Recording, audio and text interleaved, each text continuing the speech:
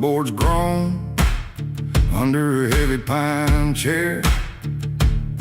Just a match and a cutter in the evening air. I leave the phone on the table, leave the world at the door. Don't need the noise or the grip of the floor. Just a cedar and the leaf and the blue-gray trail,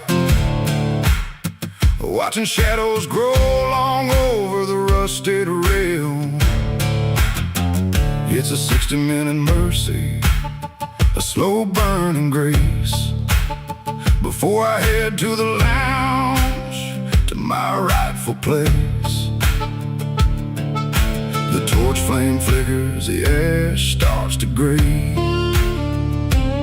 Wash the dust of the valley and the burdens away. So keep them lit, guys, let the thick clouds roll. There's a healing in the embers for a weary soul. From the pondering porch to the leather and the grain, where the kings of the smoke, where the salt of the plain. Pass the fire to your brother, let the circle sit till the last draws.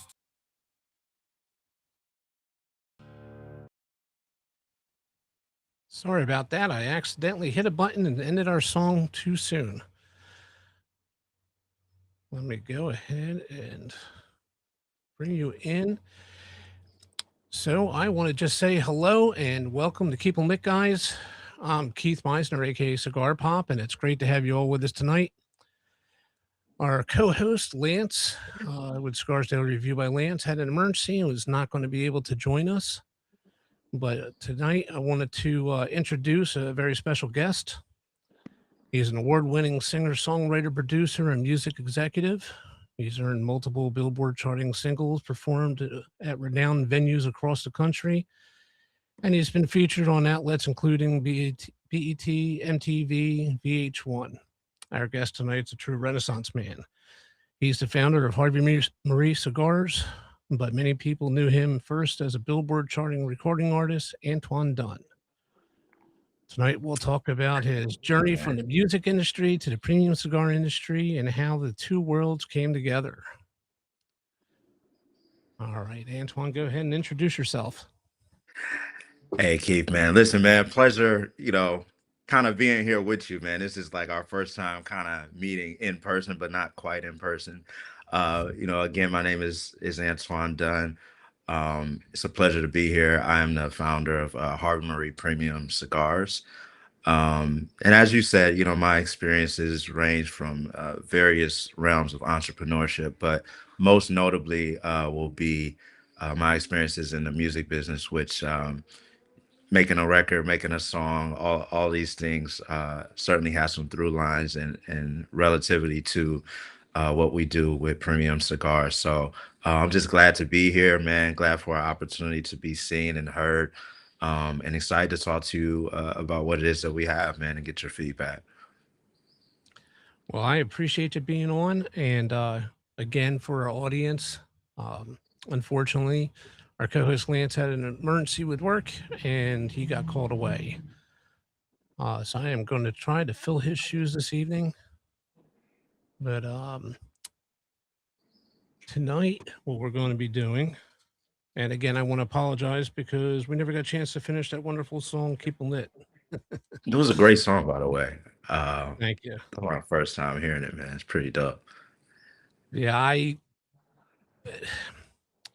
in error, as I'm texting back and forth with Lance, I put my phone down, I hit the button, which advanced me to the next scene and unfortunately pulled me out of the song and we jumped in kind of early.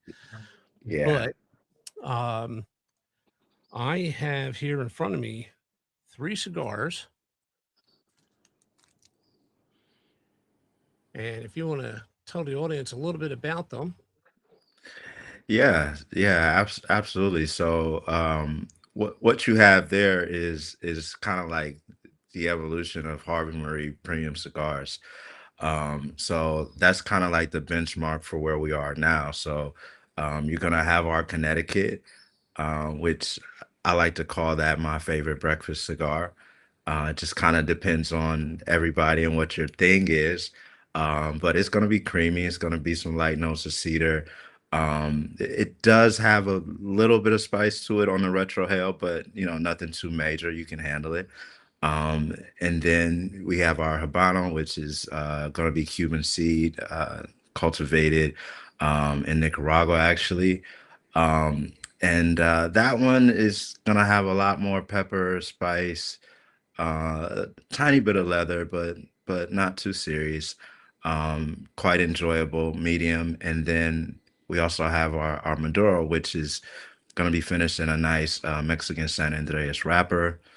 Um, Nice leather, gonna have some cocoa in there, some deep cedar notes, and a lot more Ligero for the strength. So yeah, that's kind of what you're gonna be trying today.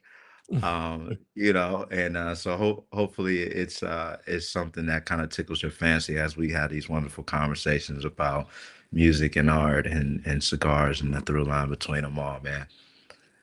Now, I am a Maduro man, so I think I'm going to light that one up, and Yeah. I'll save that Connecticut for tomorrow morning for breakfast. There you go. See, I mean that would have been my recommendation, but it's all good. We're on the same page. All right. So, most boutique cigar companies have a story behind how they got started. So, what inspired you to create Harvey Marie Cigars? And what does the name Harvey Marie mean to you and your family?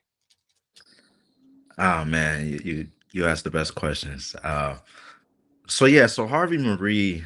Um, well, let me go back to the intro. So my mother was from North Carolina, in particular, an area called Southport, North Carolina, and so her father, who happened to be a cowboy, um, his name was Harvey, and Harvey was from Southport, North Carolina, which is a coastal town, not situated not too far from Wilmington, North Carolina. So a lot of times when I tell people about Southport, North Carolina, they're like, "What is that?" And I'm just like, "Yeah, it's this cool little town." I'm like, "Have you heard of Wilmington?" And they're like, "Yeah." And so I kind of tell the story that way so that people have some familiarity just in terms of like where the strategic location. So Harvey was just a cool guy, handsome guy. He loved his horses and his guns and his Cadillacs and his land, but more than anything, like you would always catch him either with a pipe or with a cigar in his mouth. Um, you know, um, and so that was part of the reason um for me, just wanting to be successful, period. When I would go to North Carolina every summer, I'm originally from Cleveland, Ohio. Um, but because that's where my mom was from, we would always travel to North Carolina every summer. And I have some of my favorite memories there. So, Harvey is actually my grandfather's name. Marie is actually my grandmother's name, on my father's side, actually. Mm, So paying yeah, homage that's to both that's kind sides. of like where the name comes from. So you're paying a little homage to both sides of the family. Absolutely. Um, I think that legacy is incredibly important, man, and just kind of like understanding where we come from and kind of being torchbearers, no pun intended. Um, but carrying the names of those people who were influential in our lives is kind of important and big on my list. Completely understandable. Everything's got a Yeah. backstory, and it's great to hear that one. Thanks, bro. So, Harvey Marie talks about legacy, creating memorable experiences.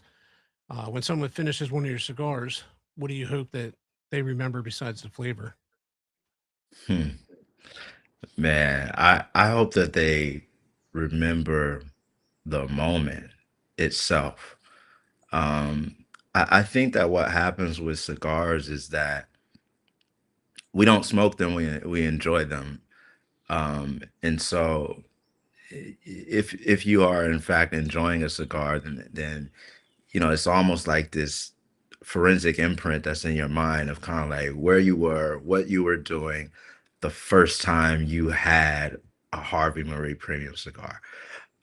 So it's my hope that, when people are trying this brand, and they're walking away, like they'll remember, like someone asked them 3 weeks ago, 3 weeks from now, like, hey man, what were you doing last week? Oh yeah, man, I was at the lounge, man, and I had a Harvey Marie cigar for the first time, or kind of who they were with and what they were doing. So it's my hope for us to just create more memories with our end users. Nice. Now, as far as jump into your music side, as a Hmm. songwriter or producer, you're creating experiences through music. Now you're creating experiences through cigars. So, how similar are those creative processes for you? Hmm, that's a great question. Um, wow. So I think that what making cigars and making music have in common um, is the reasons, right? So the thing about a song is you gotta have the reasons to write it before you write it.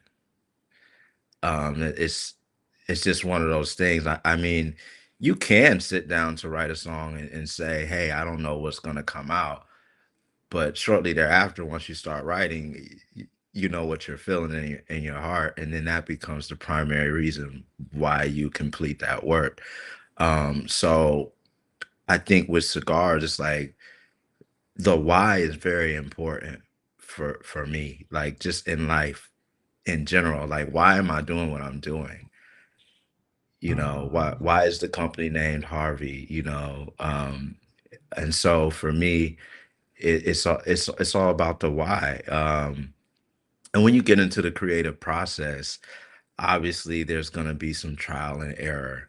And I think that process has a lot of overlap in terms of like, hey, okay, how much Ligero do we use, in the first third of the cigar? Where do we introduce the pepper? Is it white pepper? Is it black pepper? What type of wrapper are we using and why? Um, and so, I think it's similar to when you're making a record. You're like, okay, I like this kick drum. It's got a lot of thud to it, but maybe I want it to sound a little bit rounder, or maybe I want the kick to sound a little bit clickier, like on the high end, so that it cuts through the mix a little bit better. So I think there are tons of similarities between, creating music and cigars. Well, It's like the same thing. considering that, so when you're developing a new cigar, what comes first for you? Is it the flavor profile, the wrapper, the smoking experience, or is it a story you're trying to tell through it? Oh man, that is a great question. Um, I think my approach to a new cigar is a lot similar to my approach with music and art, which is different yet familiar. Um, and I always think kind of as someone looking to enter a marketplace and to capitalize on market share. I mean, even if it's a small segment of that market, I think it's important for you to have a product that is distinct and unique, but at the same time familiar, so that people may be able to kind of say, hey, this kind of reminds me of this or reminds me of that. And those things are important when you're trying to develop something new and make it stick. You think about a performer who comes out for the first time, they might sing cover songs And that's, the reason that they do that is because they want that audience to know, like, hey, are you into Whitney Houston?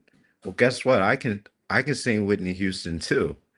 And if you like that, I think you're gonna like this. So that's one of those things that I think that you always have to keep in mind when you're looking to integrate your product into a new marketplace. Well, considering you went from, performing in front of crowds on a stage to now you're going to lounges and introducing cigars, do you still get the stage fright? No, absolutely not, actually. I think, man, funny story. Like, I used to be terrified of like performing in front of people, like to the point where, I mean, extreme anxiety. Like I would shake, like my voice would shake, like all of that. And the only thing that helped me was like having my piano in between me and the audience. So It's that the was your only thing buffer. that helped. Yeah, it was like my buffer. It was just like, okay, I'll do this show, but like you gotta have my keyboard there. And then so it's just like after you do like two or three songs behind the keyboard, I'm like, okay, well, I guess they like me. So, you can give me a wireless microphone at this point, and maybe I'll go and talk to the crowd. But I think over time, what happens like in a social environment is that you realize that, people for the most part, man, people are pretty lighthearted, man. I mean, if you approach somebody and you're like, "Hey, man, what's up? What's going on?" I mean, 9 times out of 10, they're gonna be like, "Hey, man, nothing, chilling. What are you up to?" So I think once you get past the idea that we have a lot more in common than we have that's different about us, and I think cigars are that leveling force. You know what I'm saying? Like you walk in a cigar lounge, people kind of want to know your story anyway. They're like, "Hey, you're in a cigar lounge? Like, what are you doing here? Did you and your wife just get in an argument? Like, you're trying to get away from the house? Like, what's going on?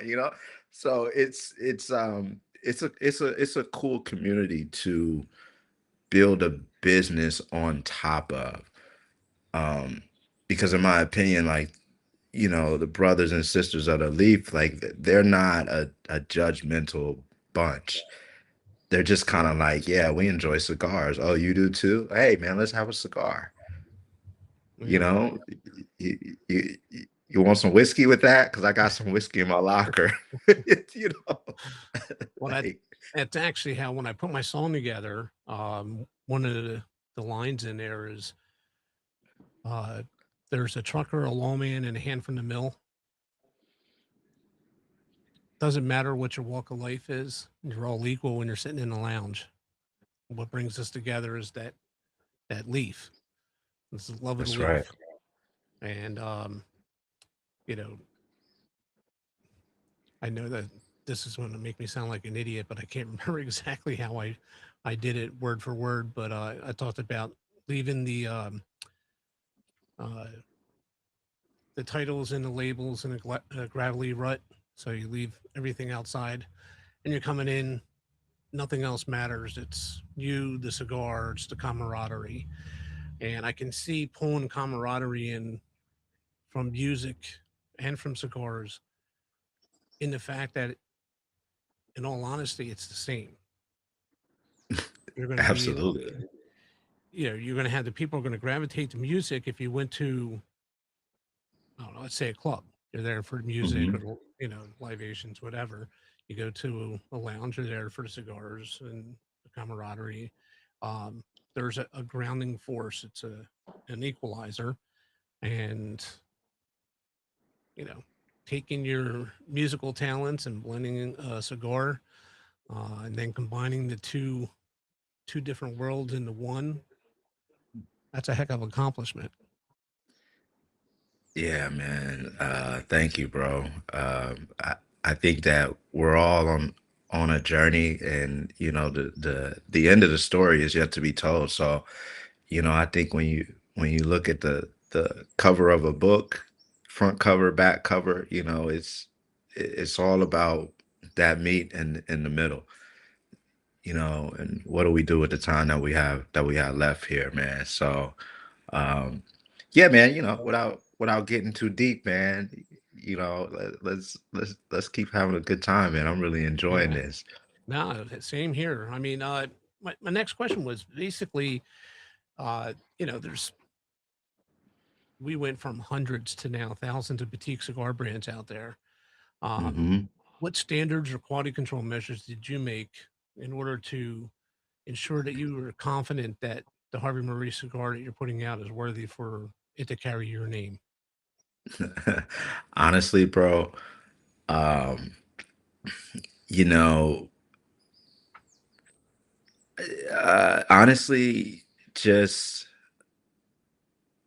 falling on our face, in the beginning.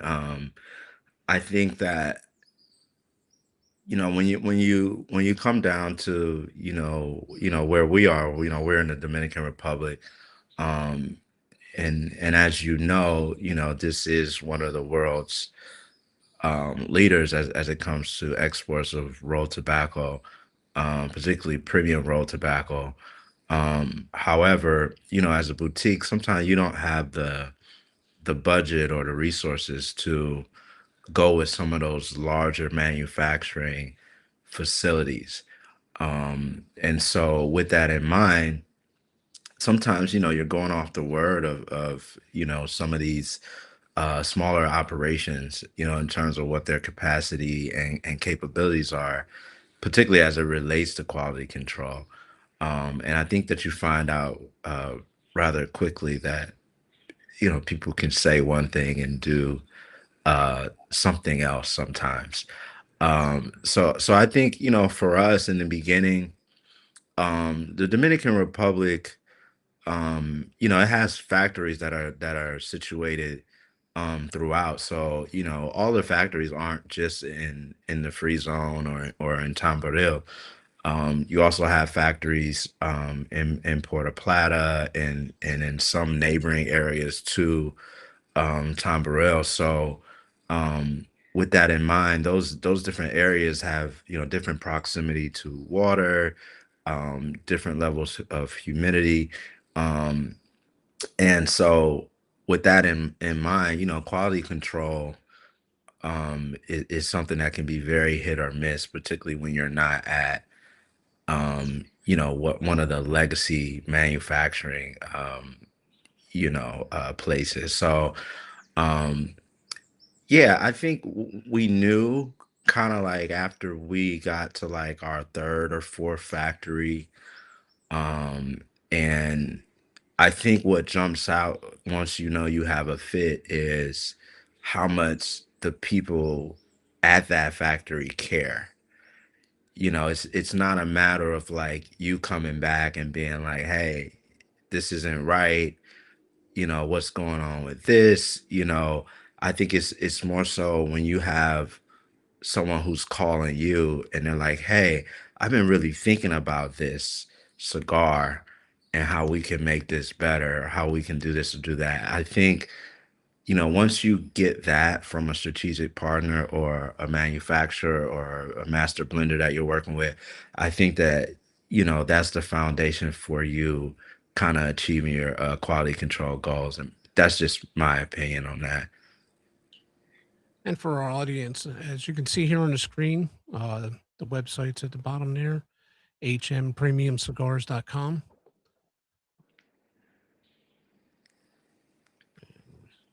Switch screens here as well.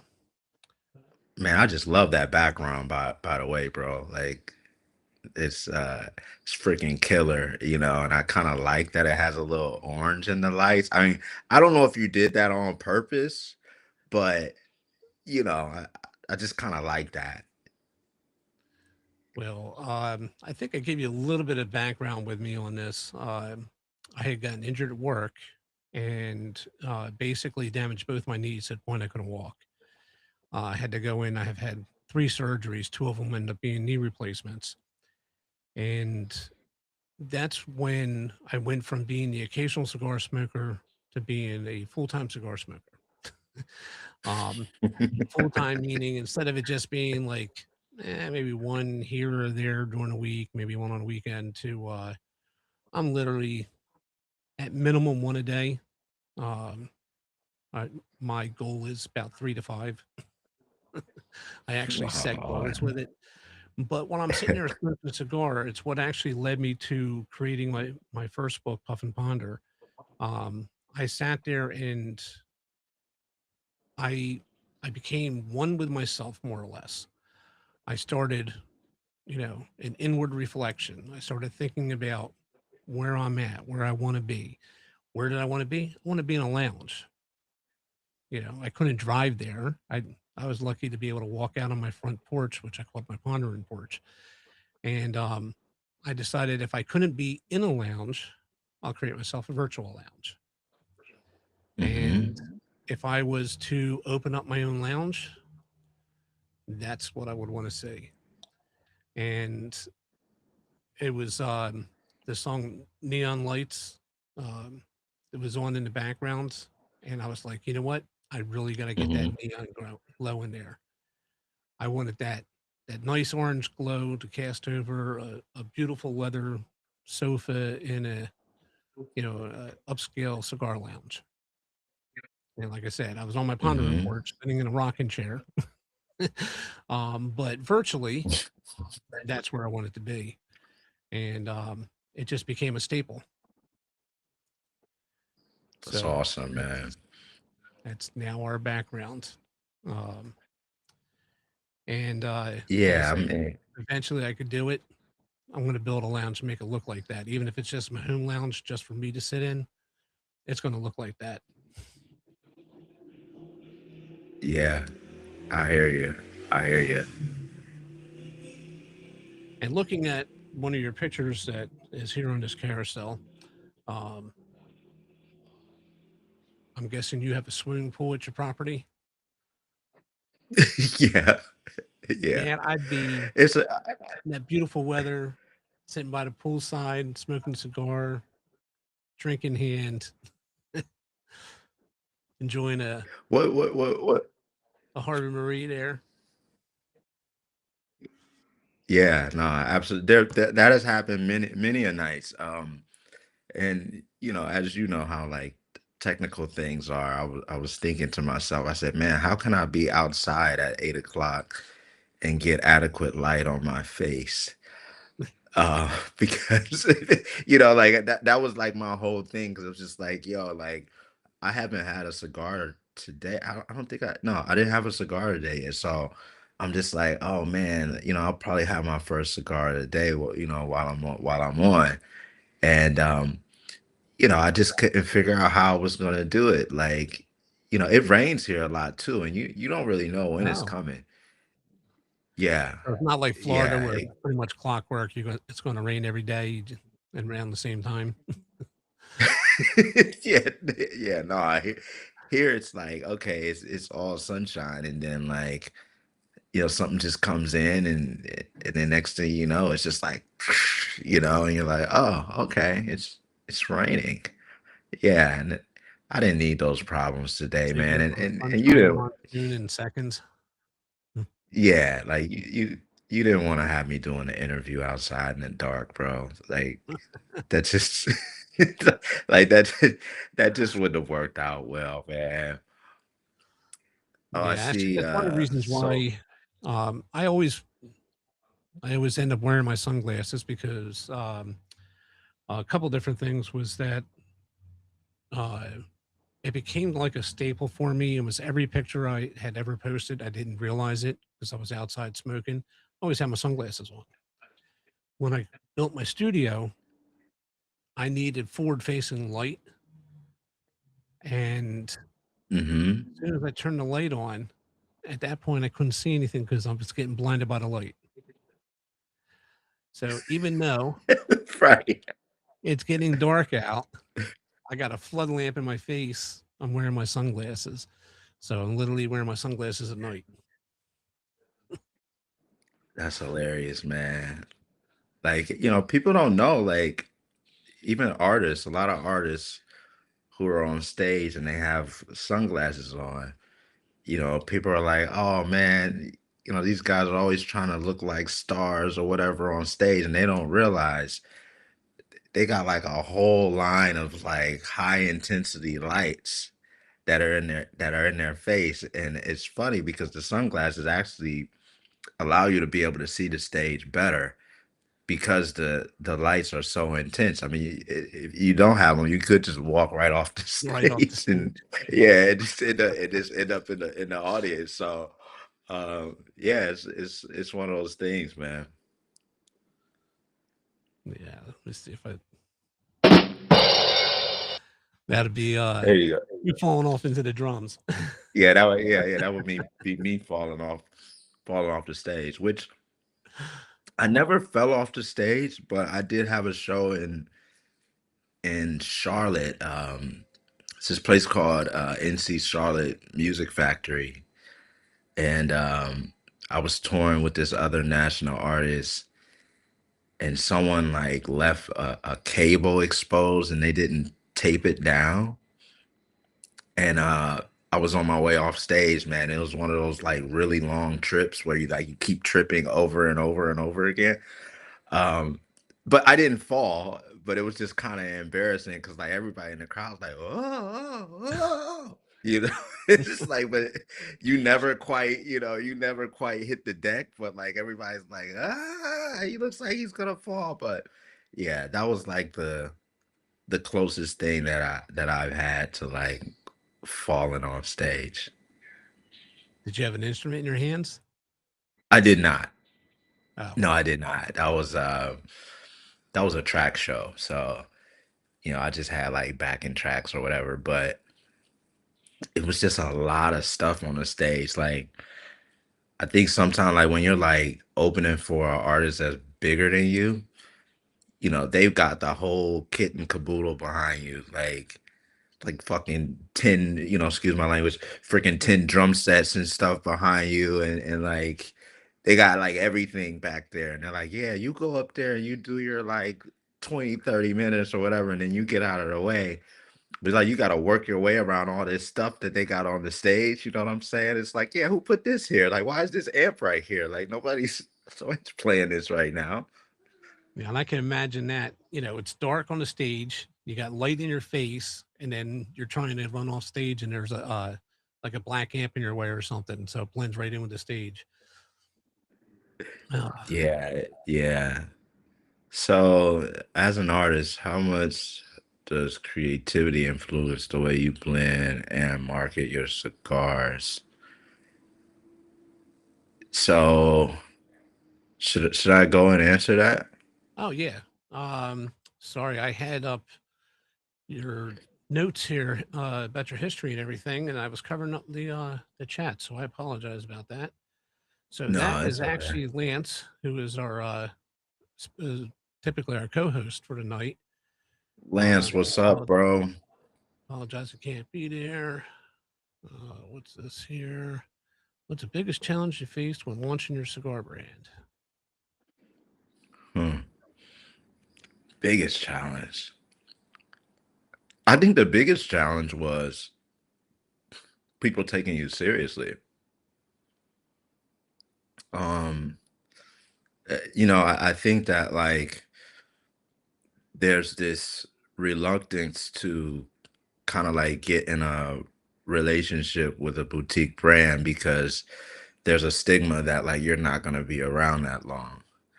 And so, y- you know, whether that comes from the lounge side or whether it just comes from like end users who have really fallen in love with a boutique, fallen in love with the story, and for whatever reason, maybe that boutique just didn't quite make it over the hump.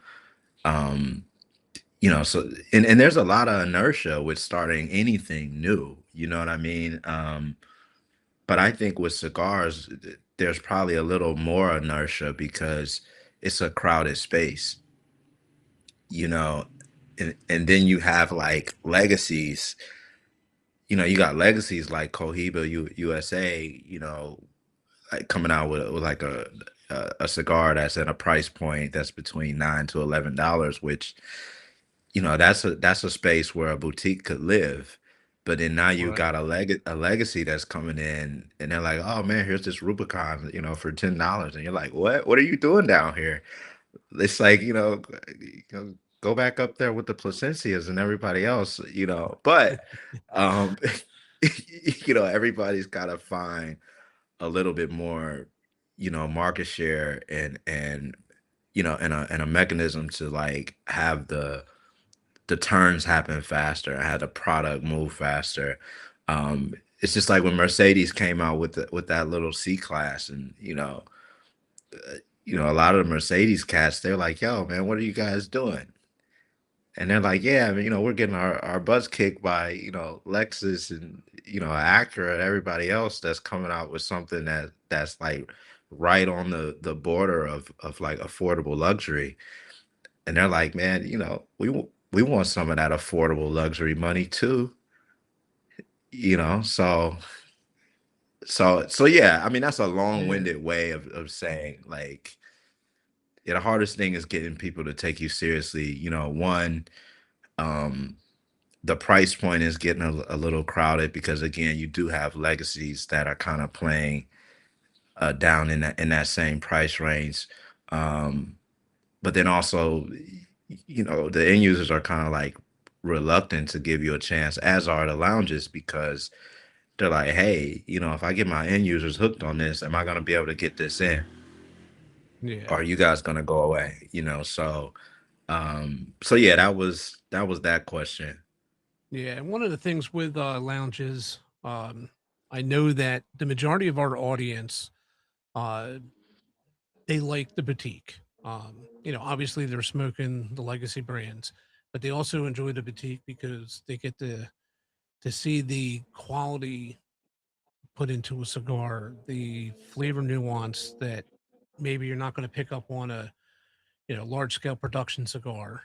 You know, typically the people who are starting their brands, they're developing that cigar to meet their palate. Well, maybe my palate's similar to your palate. Let me take a look at it. But when it comes to lounges, brick and mortars, etc., unfortunately for them, and I'm not going to say that all of them do it, but there's a good majority of them that do it. It's easy for them to sell a Perdomo, an AJ, Padron. They sell themselves. With a Hmm. boutique, now that salesperson actually has to be a salesperson. They literally have to sell a boutique brand and say, hey, if you like this one, I think you'll really like this one, you know, and or for the price of that one, you get the same quality, flavor, nuance, transitions, etc. But you get it out two of cigars from this one, you know. Hmm. But let's see what we had in this next question. As an artist, how much creativity influence the way you blend and market your cigars? Um, I would say, I would say the influence probably comes more on the marketing side, um, because coming from any like creative world, particularly music, there's a specific way that we kind of gauge the effectiveness of our initiatives to reach end users. um and I think that like a music approach to like reaching the market is in my opinion, is a little more aggressive, um and I think it's just a little bit more effective, um when it comes to the marketing and the various strategies that we can deploy, um because I think like when you look at any space that has these like anchors that have been around for like 100 years or more, that have kind of been doing it, and then you have people who are coming in, and they've been doing it for a year or 2 years, whatever the case may be. um you tend to have these paradigms in terms of like how we do things. If someone were to ask like the loud auras of the world, or the Placencias or whoever, why do we do things this way? Their answer may be, I'm not saying it will be, but their answer may be because this is how we've always done it. And if you were to ask like Harvey Marie, like, why do we do things a certain way? It's like we're doing it this way because this way is functional for where we are in the world right now, in terms of getting to end users and things of that sort. So I would say, on the blending side, a little bit. I think that if you're a creative person, it doesn't matter what you're doing. I mean, you could be baking a cake, and depending on how creative you are, the instructions might be a box cake. But if you're a creative person, you're gonna be like, man, this says 1 teaspoon of sugar. You might be like, well, I'm gonna do 1.5. Just because, like, when you're a creative person, like, it's just something about putting your own twist on something that really makes you take more ownership of it. You're like, nah, like, this is now I can really get behind this because I added, a little bit more sugar than they told me to. So, but anyway, yeah, that's that. Well, I can say you definitely had a follow the directions on this one. That's a nice burn. It's been stacking the ash very well. Mhm. Unfortunately, I whacked it into my mic earlier. I don't know if you heard the thump. That I happens, moved my right? ashtray to the left instead of the right, and I'm right-handed. But Man, come uh, on, bro. What are you doing, man? You cut the song early. You're yeah, dropping the that's what ash. happens when Lance isn't here. He throws off my rhythm. Man, I knew it. I'm too Lance, left-feet at this point. it's all your fault, Lance. Stand by at the moment, of course. Can't wait to join. I get that. As many people are looking for such as yours. Yeah, I think there are people who are looking for boutiques. I think that coming from the world of like independent national talent, it's very, very, very similar. I mean, it's almost like one to one. Like, if you look at, like, say, iTunes, for instance, you got a million artists, but the top 1 or 2% of music that sells are projects that are either on a major label or distributed by a major label or that are properly funded. Um, and so, I think in the cigar world, it's kind of like the same, you know, um, kind of like what rises to the top is kind of like the big boys, and then you have like the boutiques, and people are looking for boutiques, and it's the same with music. Sometimes people will say, you know, where's all the good music these days? Oh, it's out there. It's out there. You gotta look and you gotta dig, and shout out to you guys, you and Lance, and whoever else is on your team, because platforms like this are kind of like what's needed, even in the music game. It's like there's so much good talent, and there are boutiques that are really kind of taking their operation seriously and kind of need a shot. You know what I'm saying? And if it isn't for platforms like this, a lot of boutiques, or any independent artistry or whatever you call it, wouldn't have a space to breathe and be seen and heard. So, shout out to you guys for doing what you do. I appreciate that. And that actually brought up to one of my questions. If someone met you for the first time and you can hand them one of your Harvey Marie cigars, which one would best represent your brand and why? Oh man, this is a great question. Where are you getting these questions?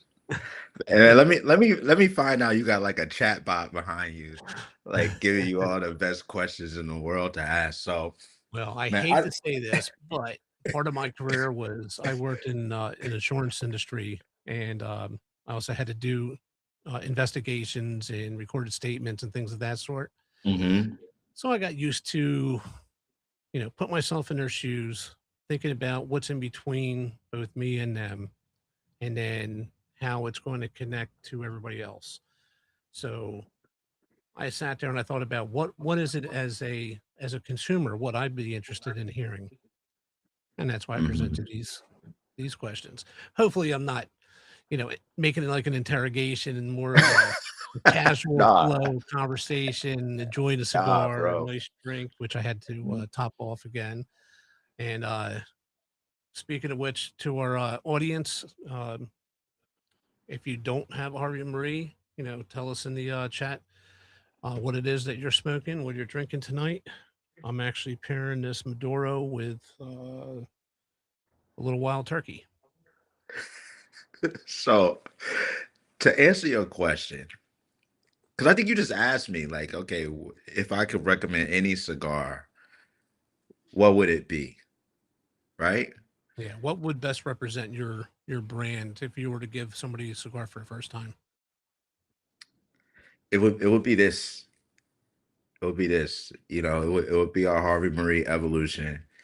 Um, and not just for the presentation, but the reason why we call this cigar Evolution Cigars is because it truly does represent the complete story. Like when I was first telling you about like um my grandfather and kind of where he's from, and him being like one of the primary catalysts um for this company and other companies that I own.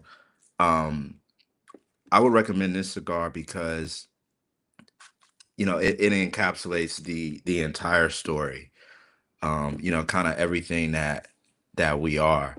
And so one thing I want to show you that I'm so excited about this cigar in this box, bro. So I don't know if you can see here, but it says the birth of Harvey Marie Premium Cigar. It says March 6, 1936. And so that right there, it's like a birth certificate, but it's kind of burned into the box. And essentially, you know, it says that our evolution kind of started in Southport, North Carolina. And this is an evolution to the Dominican Republic. So this is a limited edition run. We did not do a lot of these. However, it's just something that I'm so excited about. And from a presentation, quality control standpoint, I think that this was one of those where we really kind of nailed it. um and I look at other brands and kind of like how they have their signature lines and things that they're known for. And I think that as for right now, when people think of Harvey Marie, I think that the Evolution series is going to be something that's really going to stand out, where people might say, hey man, have you ever had that Evolution? Have you ever had the Evolution, from Harvey Marie? Um, so yeah, that would be the cigar that I would most definitely recommend to someone who wanted to try Harvey Marie. Um, so yeah, that was a long-winded way. I'm sorry, bro. I sometimes I just No. got like Hey, I um, I this is basically you, your cigar, and your story. Which actually, I had a question I was going to ask you pre-show, but uh-huh. um, when you developed your cigars, I'm Mhm. guessing the cigars came after your move to DR, or the cigars came Yes. first and then the move to DR. How did that work? N- No, so man, without getting like too personal, I will get a little personal, but I'll try not to go too deep.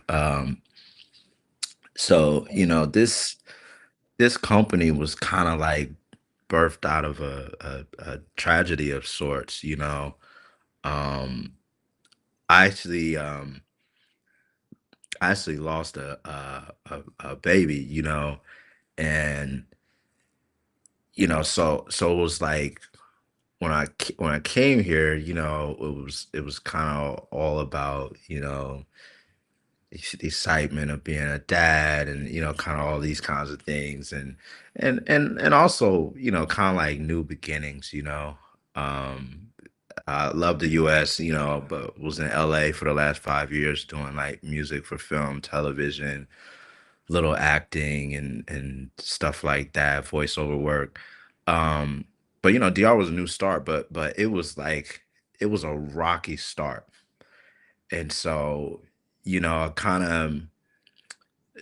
of like left the hospital one day, kind of like when I found out that we kind of lost the baby or whatever, and then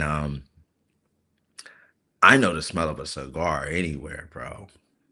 Like, and so I was kind of like walking down the street and still kind of numb, just from knowing kind of like what happened, and kind of like, oh man, like where do we go from here? Um, but um, I just followed the smoke, man. As weird as that sounds, and I followed the smoke to like this, storefront, and there was like 10 or 20 cigar rolling desks in there, and I'm like really, I guess, personable sometimes. The only thing is I don't speak that good of Spanish. Like I'm getting a little bit better.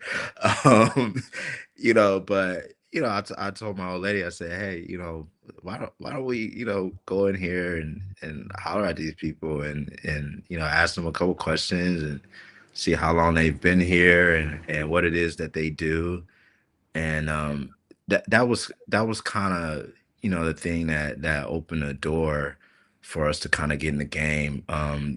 There were some people who had come here from Cuba, um, and they were in Cuba for like 10 years. And then they came to the Dominican Republic and kind of brought some of those methods, and kind of married them kind of with the Dominican way. Um, and that was kind of like our first start, you know, um, just kind of like getting in the game. Um, and while we no longer work, with those people, they were kind of like foundational in terms of us getting in the game. So again, that was a long-winded way of saying, like, I came here for personal reasons, and me being the positive person that I am, I think that life always has a way of kind of testing your faith. But at the end of the day, every day you have a choice. You have to have a choice to say, kind of like, whatever life throws you, you can look at kind of where you are, and where you want to go, and kind of recalibrate and go from there. And so, after taking a good look at DR, GDP, top stimulus for the economy here, and kind of seeing rolled tobacco way up there at the top of the list of exports, I kind of said, hey, maybe this is a good thing. Which, in terms of strategic location, it kind of ended up being exactly that. And as Sean had posted here, sorry for your loss. However, I'm glad God brought forth strength, drive, and motivation to follow the smoke. And as that Thank saying you so goes, life is 1% of what it throws at you and 99% of the way you respond. much. Wow. Yeah. Yeah. Yeah. That that is a true story, man. What does a perfect evening look like for Antoine Dunn? What cigar are you smoking? What drink are you pairing it with?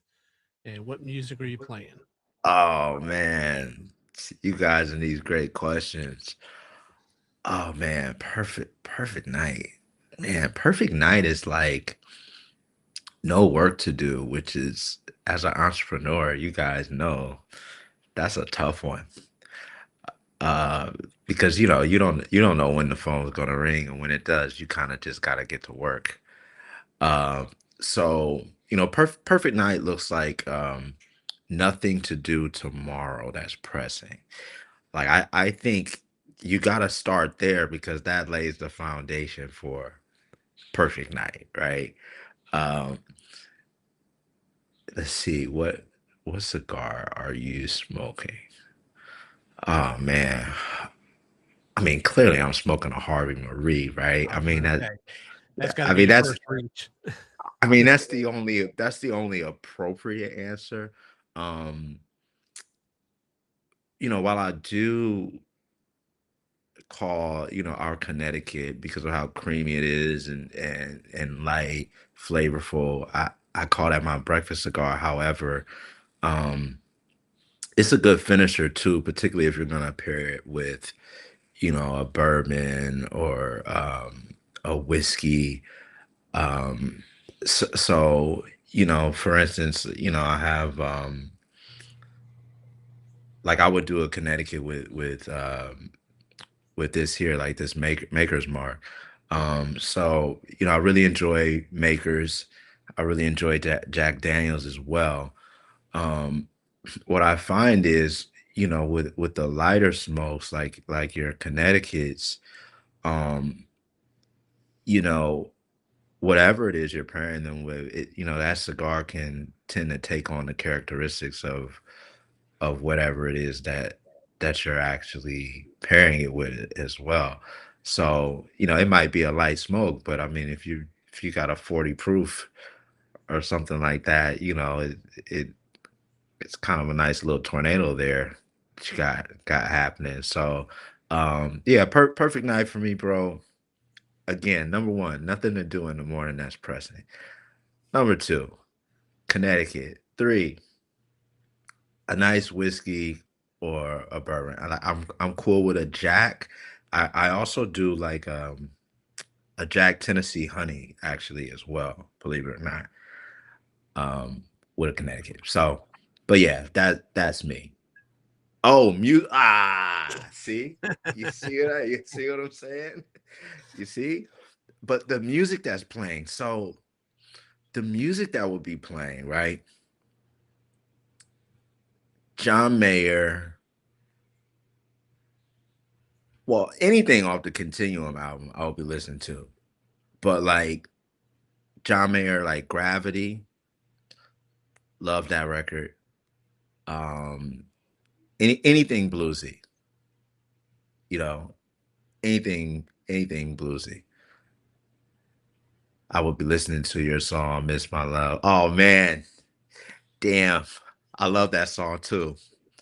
That's a blues. That's kind of like a Southern soul blues. And at that time, I didn't even know what Southern soul blues was. Um, but I had like a radio promoter who was like, he's like, man, you just wrote a nice Southern soul blues record. I'm just like, well, what the hell is that? Like I just, I just thought it was like an R&B song. Um, but yeah, John Mayer, bro, like, um, that's that's my guy. Yeah, John Mayer. One of those 6-8 type things. Like Gravity. Some of the slower stuff. Um, he has like this live version of what's that song? Um, oh my god. Um, uh, Free Falling. I don't know who made the original, but John Mayer did. He did like a live version from LA, bro. And it's like one of my favorite versions. Kind of folky, really nice. I don't know why I'm thinking, what's his name? Tom Petty? Is that Hmm. Free Falling? You mean the original? Yeah. Man, who knows, bro? Yeah. Everybody like I'm everybody's lucky done if a I can song. still remember what I had for dinner just a half hour ago. Right, right. uh, Considering you're down in DR, I'm guessing everything you listen to is being streamed, or are Uh, they playing like American songs on the radio waves down there, or how's that work? yeah, so I think anytime you have influx of tourism the way that they do as one of the primary stimulus for the economy, um I think you're gonna have sprinklings of the culture of the, primary people who are coming here to kind of enjoy the beautiful shores and the resorts and the cruises. And so you have quite a bit of American music that plays here on some of the radio stations. Um, I quite honestly, bro, I'm a YouTube dude, bro. I mean, and I know that that might not be, that popular, amongst, my music brothers and sisters, but like, um, yeah, I'm kind of a YouTube dude. Before I came here, I was a big like Sirius XM, um, for a lot of reasons. I think Sirius XM is a really good company. Um, they pay their royalties, and they don't try to cheat on that. So, um, and they've been incredibly supportive of me and my work as well. So, I'm a huge proponent for Sirius XM. Um, Spotify, Spotify is a tough one, man. They're like, they're like the big guy on the block, and it's like you really didn't wish you had to do business with them, but you kind of have to because they have such a big end user Huge base. following. Yeah. Yeah, you kind of wish you didn't have to distribute your music to them, but if you didn't, then So anyway, there's that, and then you got your Titles of the world, and what's the other one? Apple Music. I mean, there's just a slew of other things all around the world, like that serve Africa and South America. There's all these other streaming services that we probably don't even know about in the US. You're like, yeah, what is that? When I released my song "Keep 'Em Lit," it's distributed through DistroKid, so it's supposedly on 150 plus platforms worldwide. And some of the platforms that they tell me, "Oh, your song's now available on this platform," I've never even heard of before. Um, Hmm. and right now, the only one that's popping in my head is Deezer. I never even heard of Oh Deezer yeah, yeah. before, and here all of a sudden I'm being told, "Oh, I heard your song on Deezer." I'm like, "What's that?" Precisely. Yeah, like what is that? Where do they stream that at? Um, Yeah, but I was thrilled to hear from people in other countries who actually heard the song and liked it, and that's how I kind of started finding out that it literally was on these other platforms. And as we were talking about earlier, I'm my wife complains because I'm probably on my phone 10 to 12 hours a day, but I'm listening to music, I'm watching videos, I'm watching movies, I might be doing research, I might be working on my questions to ask our guest on our show tonight. So I'm always on it. Luckily, my phone can multitask, so this way I can pop up all the different musics. And even when I was putting together questions for you, I had your songs in the background playing. mm, nice. That's nice. So you were already getting to know like the man behind the music like Yep. beforehand. Yeah, that's pretty dope, man. That's Matter of pretty fact, dope. I saw one of your videos, and for the life of me now, it's escaping me what the song was. But you were in a shop working on a car, and you got October to 7th. pay the bills. Yeah. Okay. Yeah, Um, yeah. you know, like I mentioned to you before, I grew up in a body shop business. I used to own a body shop. Actually, I used to own a couple of them, and we always had music playing on in the background. And as I was listening to your song, what you were saying just resonates with real life. And oddly enough, that as I was listening to the song, I was doing it while I was in the house. But I headed to my pondering porch so I could light up a cigar, have my drink, listen to the song, watch the video, and work on questions at the same time. A little bit with ADD, but um, That's awesome, bro. my long-winded way of getting to know you before I get to know you. No, it was great. I think like when we were working on that video, we shot that video in LA, and I was just like, I want the video to be relatable.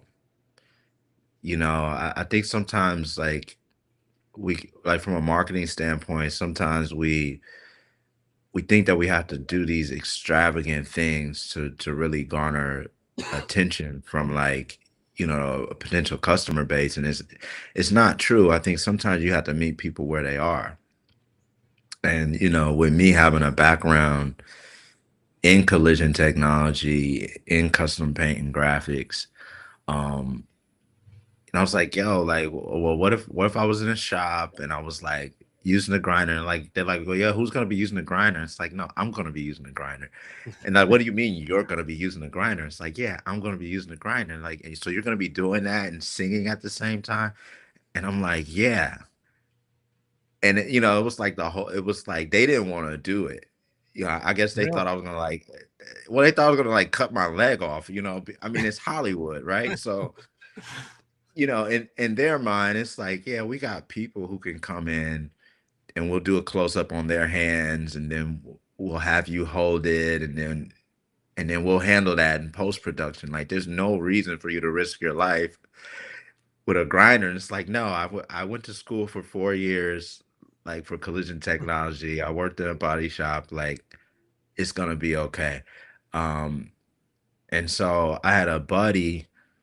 Um, who had just, he was like a gearhead like me, like he called me like, yo, man, I just got these new lenses.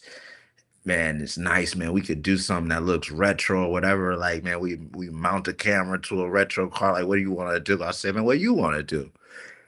And so, I'm like, man, I can get the car, and he got the crew, and we got everything together, and got talent together, man, and it was really, really great, man.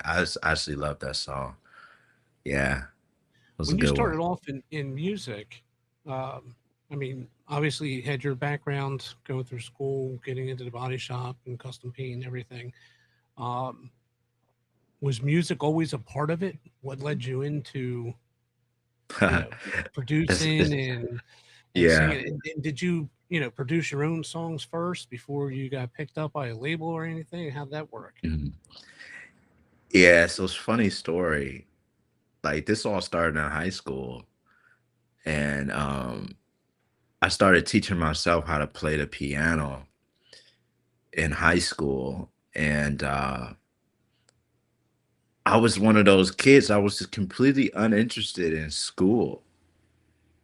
Like, it wasn't that I wasn't capable. Like, I was smart, I was bright. It was just it, like it was just like it wasn't challenging enough for me.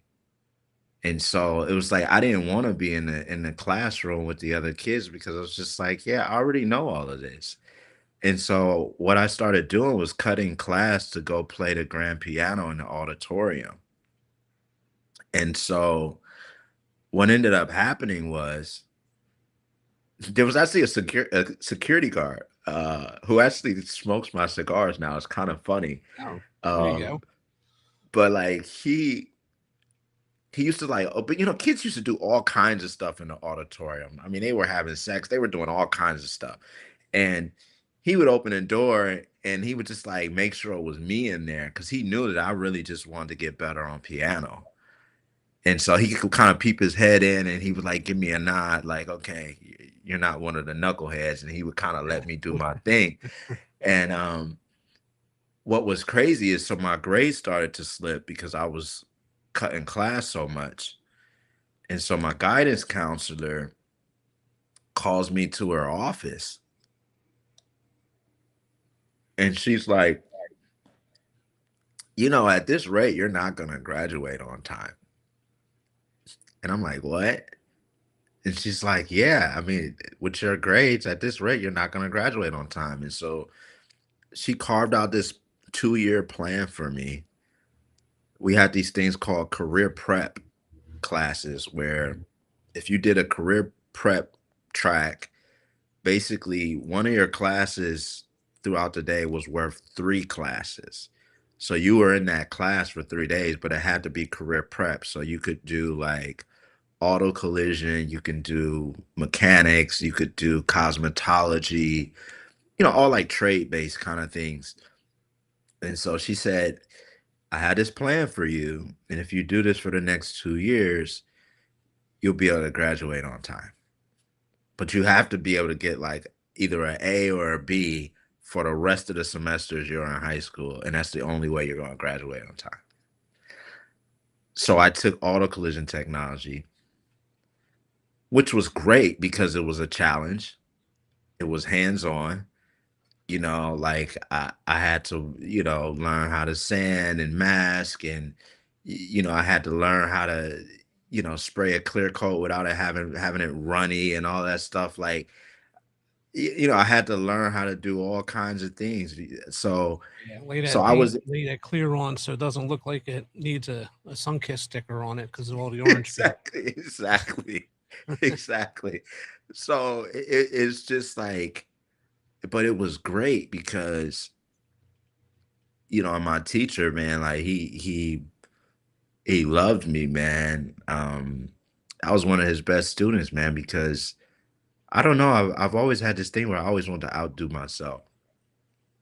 And I was never too much concerned with like competing with other people.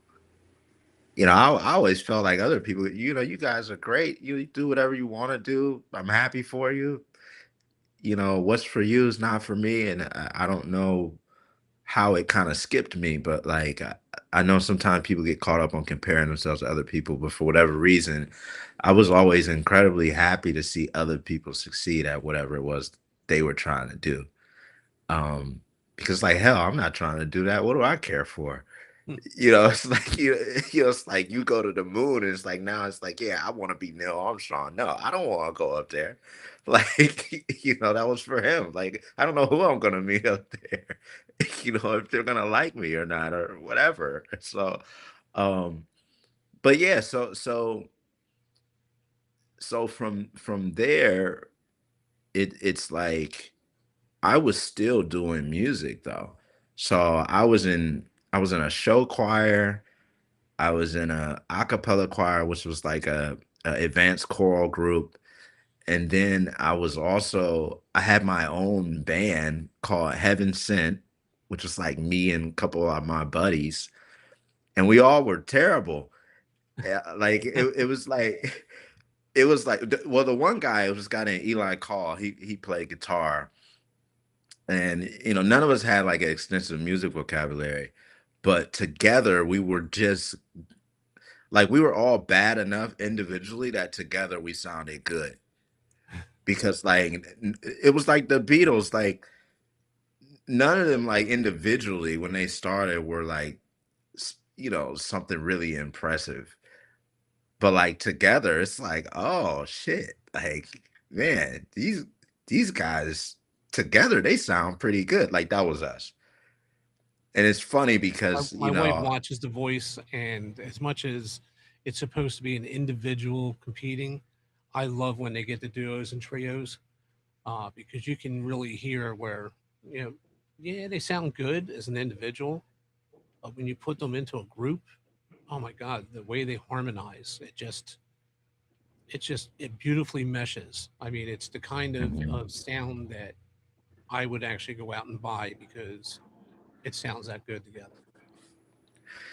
Yeah, man. So I feel like I kind of went like roundabout, because I was going so deep into the story. But I feel like the question was something um So you went about like, from school to learning body work. In the meantime, you're, oh starting a yeah, band. yeah, yes, right. So start the band, and then my parents had been married. They were married all the way to the end till my mom passed. So it was like I always like was like, man, I want to love like they had. And so, when I started dating, I mean, musician, like R&B singer, You know what I mean? And so like, I'm like, yeah, I'm in love. And so like I'm writing songs. And so the first songs that I had written were like me not understanding how to communicate with like, a girl I was dating, because it's all like just kind of like lust and kind of like surface level. I mean, I'm not saying that you can't love somebody like and be young. It's just your understanding of what love is just a little bit different at that time. And Right. so, but nonetheless, the catalyst is still the same for you to write some crazy good work, because I'm like, oh man, I got my heart crushed and stumped on, and you pull out a pen and you're like, yo, you go to town, and it's like, yo, this is a great song. Um, and that's true. You could Some of I the think best some of songs the I've best songs ever written were over a heartbreak. yeah, yeah. Like I got songs now that no one's ever heard. Like if I ever released them, no one would believe that I wrote that song when I was like 16. Like they wouldn't believe it, because the subject matter would align with things that like adults go through now. It would just be like, yeah, no way. Um, but yeah, so someone said, what's one misconception people have about owning a premium cigar company? Um, I think we kind of touched base on this before, but taking you seriously. yeah, that that's a big one, and I would say on the opposite end of that is that you have like some unlimited bankroll because you're in the game. Like I think that's the opposite. I mean, obviously, it's the on the other side of the spectrum, but that's also something that I would consider to be a misconception, because people are like, "Yo, that's just not an easy game to get into." So, Well, man, you speaking of which, must. that was something I was going to lead up to. So you were exploring your emotional side, writing songs, learning the piano, starting the band. Um, what what was the catalyst to introduce you to cigars? What was your first cigar? Oh man, first cigar. That's a great question. So I think it was just, how like everybody has someone that they want to be like for whatever reason, and you know, like my dad, like my father, um, I wanted to be like him in a lot of ways, you know, and I am like him in a lot of ways. A lot of us, we don't want to admit that. Um, but my grandfather, Harvey, um,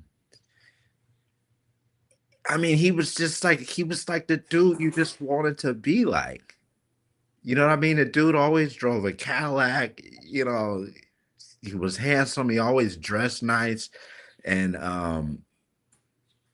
great sense of self-worth, and family guy. Um, but I think like just kind of wanting to have the expressions of that he exuded. It's like if you So you want to watch emulate some, him? yeah, it's kind of like, you kind of see what he has, and like his swag or his confidence, and then periodically, he's lighting up that cigar and he's walking into the mailbox, or like in North Carolina, like in the summer, man, it gets really hot. And so he would always have like leather in his Cadillac. So, that smell of like you're smoking like a cherry cigar, and like you roll up the windows of the Cadillac, and then you got that greenhouse effect. And that smell, like when you open that car door and that smell that comes out, it hits you from like, the pores of the leather kind of opening up, and you got like the smoke and the cherry and then the fabric and everything that's in there. Oh man, I mean, it was just uh like I don't know, nostalgic is the word, but like, Yeah, I was going to say it. It's nostalgia. That's what brought me into it because my grandfather, my mom's father, he's the one head of body shop.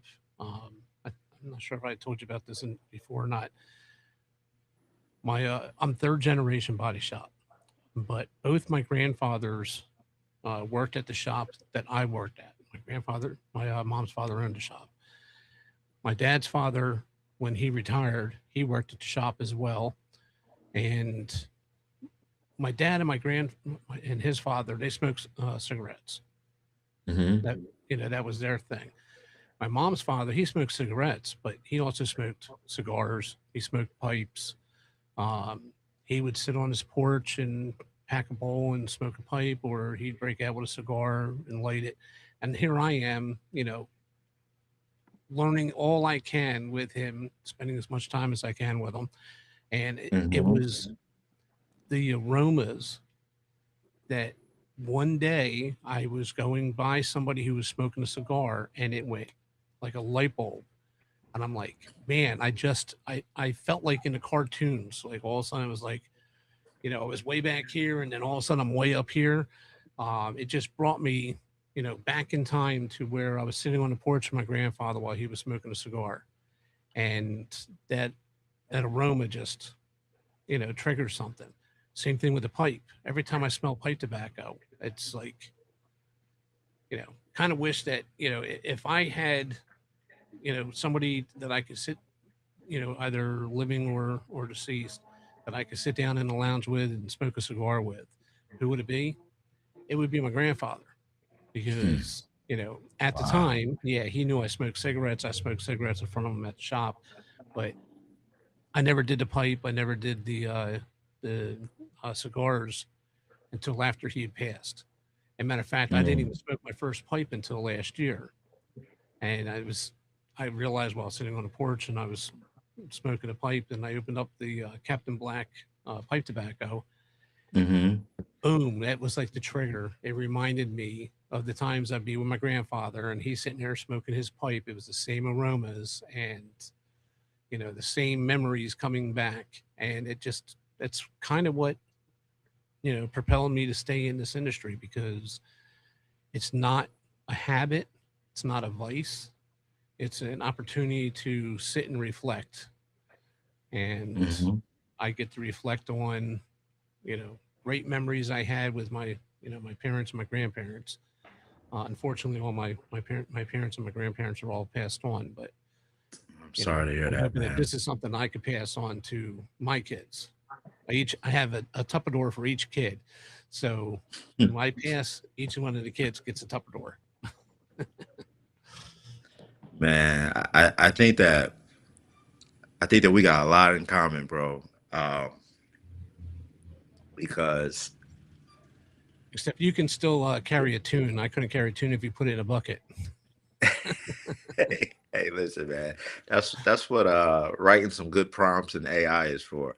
Anybody can get in the game, man. So, if you got a vision and it's clear, you can be supported in being a creative. Um, when you developing your Oh, yeah, let me pull wait, that one up wait, here. what does it When say? you're developing your first blend, what did you refuse to compromise on? I'm guessing that Construction. your first cigar was, based on your palate, or did you have cigars that they gave to you as samples and said, "Hey, tell us like Yeah, what range you're in." How did that work? yeah.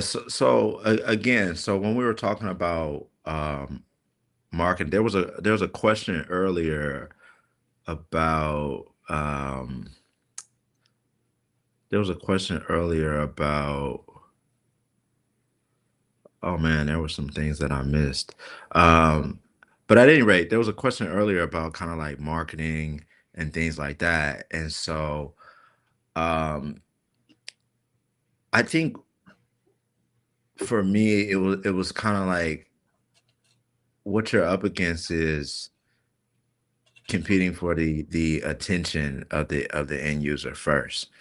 Um, and so and that was a learning curve too. So like the first thing that I really fell in love with was the double kappa cigar, like the barber pole.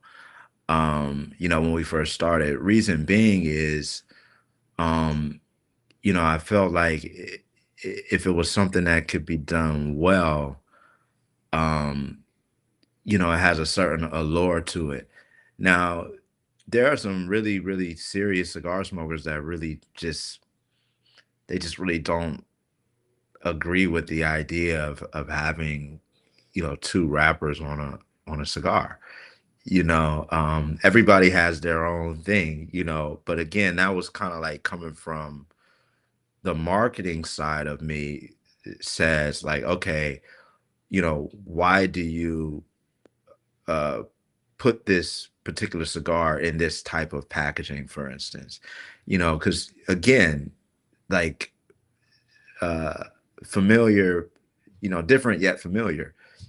Okay, cigar, yeah, people smoke cigars, but what is it that you're going to do to differentiate not only the profile of your cigar, but also the presentation of that cigar? Because the first contact point that you have with an end user is what they see. So, when you start looking at the presentation, what does your logo look like? Is there a particular color scheme that you stick within, and why? Um, but I think in terms of like a non-negotiable was construction. And I think that that's a really big one because these days, see, one thing I like about being in DR, like you could have a cigar, construction might not be great, but people know tobacco here. So they might be like, man, the filler was great. I mean, shit fell apart on me, but it was great.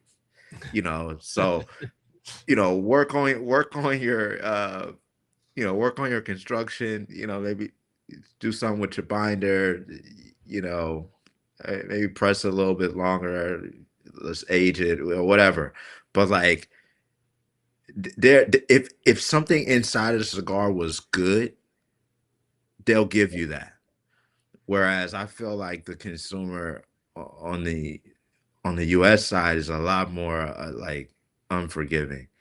Like it's like if you have a cigar in the US that you spend your hard-earned money for in a lounge and it breaks up on you, like someone gonna go around and be like, yo, man, that cigar was some BS. It's the worst cigar I ever had, right? And now they could have even been enjoying the cigar. But I mean, let them notice that like the rapper's coming loose or something like that, and then all bets are off. They're like, yeah, never smoking that again. But but you know, I've been there. I've had some cigars that absolutely had a great aroma, great flavor, very appealing, appearance wise, but it had a bad draw, or hmm it exploded as soon as I started lighting it up, and it got past the first third. At that point, I give them a second chance, but if it's a continuous issue, yeah, no matter how much I enjoyed the cigar, I'd walk away from it. And I know that there's yeah. people out there. There's friends of ours that Lance and I know. Uh, I think it was just yesterday. He had two cigars that either had a bad burn or had a bad draw, and he said, "I gave up." He used the straw tool like one or two times, and at that point, he just tossed it, lit a different cigar. It could have been a great cigar, otherwise, he just got a bad one. But And that does happen, man. I yeah, mean, it's I handmade. I It's understandable. You're not going to have perfection every time, but the goal is to be as close to perfect as possible. that is the goal. I think that people have to remember that. Which for our audience, this thing I have it on my number. It has stayed a consistent burn all the way down. The only time I had to relight it is when I smacked my mic, and that's because I broke the Yeah, end. Mike. He's a mic smacker. um, Normally, my mic is further away from me, but today I had it a little bit closer because I wanted to make sure I was centered with the camera. And unfortunately, like I said, I normally go to my right, but I got the ashtray on the left today, and I went boom right into the microphone. But other than that, this thing has just it's been a great smoker, great flavor. It is not, not cracking on me. I didn't have to relight it because, that's one of my problems too. If I got a good cigar and I got to relight it half dozen times, it's no longer a good cigar. It's an okay cigar. Yeah. Yeah. So that all of this, it goes back to um the question about, what would you refuse to compromise on? Again, construction. Because I think it's funny because you want to build whatever you're building to specification. That's important because for the people in that world who really know, you know, if you walk into a house, someone's building a house, and you're like, oh man, that pillar is not supposed to be there, or that wire is not supposed to be running from there to there. Like, I think as long as you built the house to spec first, then we can all debate over if this wall should have been purple or not. Like, that's not a big deal. It's like when someone says like, the cigar broke up on me, or the draw wasn't good, or but draw is also something that is preferential. Someone might say like, I like a tight draw. I like Someone a might snug say, "Hey." draw. I don't like a tight draw. If it's like I'm Mhm. trying to suck a thick milkshake through a coffee stir, uh, I'll Yeah, try you and got hit to it put with a it down. draw tool a couple times. But if I can't open it up, I put it out and I'll grab something else. But at the same time, on the opposite side of the spectrum, I don't want something like I'm smoking out of a hose that's that big around where it's just I'm drawing so much air, it's like a fuse. It's a Hmm. 5 minute cigar instead of a 50-minute cigar. Hmm.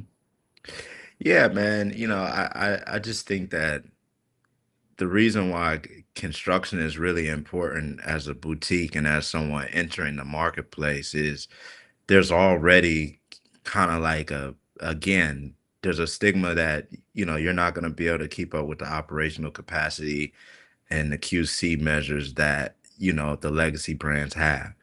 So I think like the most important thing is, finding a facility that can make something that is built to specification first, and then okay, you want to get into, your blends, you want to get into making your blends a little bit more intricate.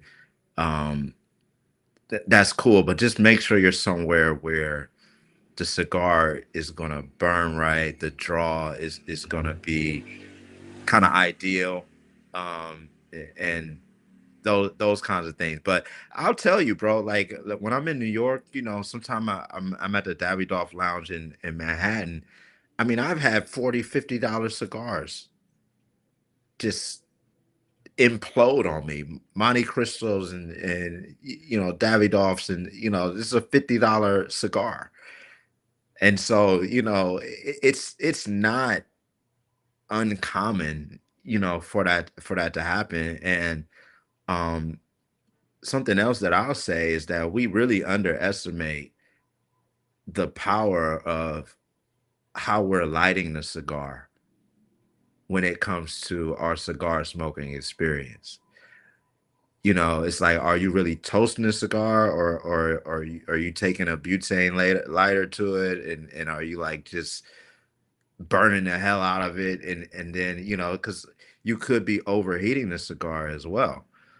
So and pulling that butane through the lighter too is also kind of like altering some of the nuances on the first third of the cigar as well as you pull that through.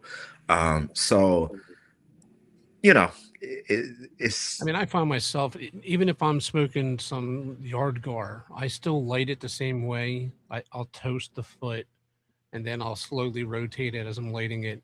And the whole purpose behind it for me is I don't want to turn it into a charcoal briquette right in the very beginning because then my flavor right, profile is going to be that way the rest of the cigar. Toast it right. nice, get the nice flavor flowing, the burn to follow. And like I said, this thing here has get over to the camera. Um, nice burn line. It stayed lit the whole time. I'm putting it out now because I don't want to be smoking sucking on ashes. But Right. as we're winding down here, I had a couple questions for you. So, looking ahead, where do you see Harvey Marie Premium Cigars 5 years from now? Is there going to be more blends? You're going to go international lounges, events, something else? What's on your horizon? Uh, yeah, that's a great question. And, I think ultimately, with us kind of starting at the intro with my grandfather, um, it's funny. I don't even think that he knew that he, kind of started a company, in his future. Like, he's not even here. He's here in spirit, but he didn't even know that, when he was born, the opportunity for this company to be born was born when he was. So with that in mind, 5 years from now, our goal is to become one of the most, dominant, independent imprints, um, in the game. And so I think events are certainly going to be a huge part of that. Events have been very successful for us. I think the inertia that you experience with trying to get in lounges, the pricing model, because again, they're resellers, no matter how you look at it. So, with that in mind, sometimes it's hard to give a lounge preferred pricing as a boutique because, you're not manufacturing cigars in large enough volumes for your manufacturers to give you the type of breaks that would give you or really put you in a position to give those lounges preferred pricing. Right. And then with you giving lounges terms and things of that sort, if they're on a net 30, net 45, net 90, um, you know, that's common, particularly with you being a new kid on the block. They're like, yeah, well, why would I close this out? And, I could be sitting on inventory that might not sell. So, that can potentially restrict cash flow in your business and it could be a recipe for disaster, depending on how many lounges you have on terms. Because again, they have other legacy brands that are in that humidor that are going to move before yours are. Right. So, events. That's going to be a big part of us telling our story. um there will be some integrations into some distribution apparatuses, stateside and also abroad. um but I think that the main goal is to stay who we are. I think sometimes as you grow, there's a tendency to um feel the necessity to change your model. And I think that is true, in terms of operation, but in terms of the spirit of the operation, our goal would be to remain boutique in the way that we do things. Well, we always like to end on something memorable. If you could leave our audience with one piece of advice, whether it's about life, music, business, or cigars, what would it be? Well, we remember earlier I was like, yeah, man, I want to go into something personal. I'm trying not to get too personal. Um, so if it's something I could leave everybody with, it's that you know, don't question God's timing or the universe's timing. At the end of the day, work on building your faith. You know what I'm saying? Because life is going to throw you all types of curves and challenges. At the end of the day, um, you know, your prayer maybe shouldn't be that things were easier, but maybe that you were better equipped to deal with the challenges of life as they come. And an example of that is, Keith, I told you, kind of like what happened when I first came to DR. But gonna be welcoming a Harvey soon. So Oh, uh congratulations. thank you. So yeah, so again, man, there's always God can always make you whole, man. I think sometimes you just have to kind of stay at it, man. And Denzel Washington said if you hang around the barbershop long enough, eventually you'll get a haircut. So it's kind of like, hey, I'm in DR, and something special was bound to happen. And so yeah, and here we are, Harvey Marie Premium Cigars, man. I really appreciate you having us, bro. Well, I appreciate you coming on, and I wanted to, unfortunately, it's that time. But before we wrap things up, I just want to say to everyone who spent part of your Sunday evening with us, thank you. You don't just watch the show, you help make it what it is. You're more than an audience, you're part of the Keep 'em Lit Guys family, and we appreciate every single one of you. Until next week, smoke what you like what you smoke, and keep 'em lit, guys. For more pro tips and honest reviews, like, subscribe, and as always, keep them lit, guys.